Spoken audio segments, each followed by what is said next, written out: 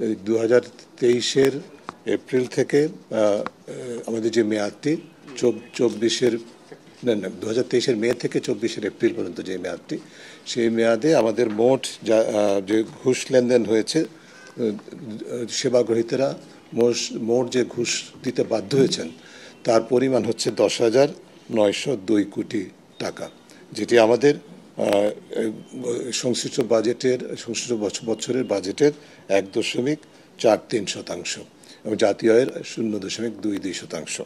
এটা একটা বিশাল বোঝা।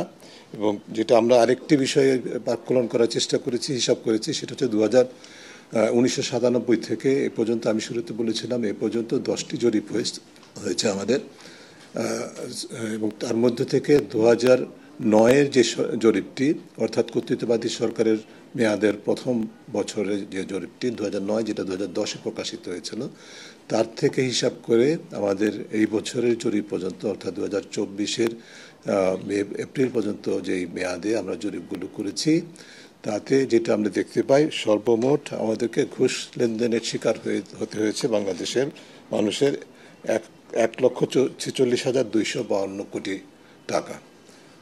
1,46,252 কোটি টাকা ঘুষ লেনদেন শিকার হতে হয়েছে সেবা খাতের দুর্নীতির কারণে বাংলাদেশের সেবাগ্রহীতাদেরকে।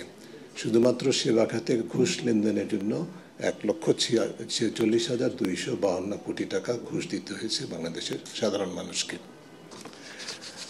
এরপরে যে বিষয়গুলোর উপর, কয়েকটা বিষয়ের উপর আমি আরও গুরুত্ব আরোপ করতে চাই, সেটা হচ্ছে যে আমরা যেটা দেখতে পেয়েছি, আমাদের উত্তরদাতার কাছ থেকে জানতে চেয়েছিলাম তাদের অভিজ্ঞতায় দুর্নীতি প্রতিরোধের জন্য কী করণীয়। আপনারা দেখবেন যে বিষয়গুলো, এটা কোনো রকেট সায়েন্স না, আমরা সবসময় বলি যে বিষয়গুলো বিজ্ঞান বলে, গবেষণা বলে, সেই বিষয়গুলো আমাদের সাধারণ মানুষ বলেছেন। অর্থাৎ মূল কথাটা হচ্ছে যে দুর্নীতির বিরুদ্ধে শাস্তিমূলক ব্যবস্থা গ্রহণ করা হয় না, সেই কারণে দুর্নীতি ব্যাপকতা, গভীরতা সবচেয়ে বেশি। এবং এর সাথে খুবই সম্পৃক্ত আরেকটা বিষয়, মূলত একই বার্তাটা, সেটা হচ্ছে তদারকির ঘাটতি। যারা সেবা প্রদানকারী, তাদের তদারকির ঘাটতির কারণে তারা অনিয়ম দুর্নীতিতে নিমজ্জিত থাকেন এবং তাদেরকে জবাবদিহিতার, যারা জড়িত তাদেরকে জবাবদিহিতার আওতায় আনা হয় না, সেটার কারণে দুর্নীতির ব্যাপকতা এবং গভীরতা বাড়তে থাকে। অন্যান্য বিষয়ের মধ্যে তারা সামাজিক আন্দোলনের যে জোরদার করার কথা বলেছেন, যার মাধ্যমে দুর্নীতি নিয়ন্ত্রণ করা সম্ভব। যারা সরকারি কর্মকর্তা আছেন, তাদের সম্পদের তথ্য প্রকাশের কথা বলেছেন।